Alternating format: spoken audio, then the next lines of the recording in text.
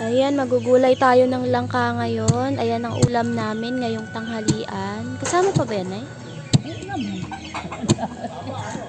Fiesta. Ayan, bali hahatiin pa yan mga mare. Malalaki pa lang yung paggaya.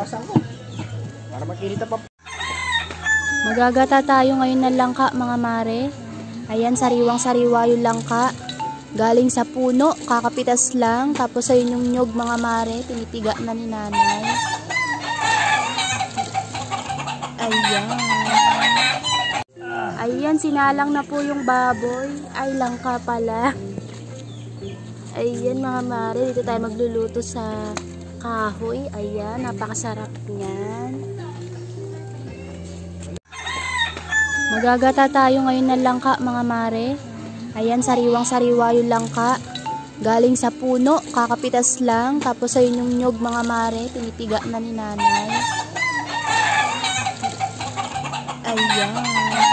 Ayan, sinalang na po yung baboy. Ay, langka pala. Ayan mga mare, dito tayo magluluto sa kahoy. Ayan, napakasarap niyan.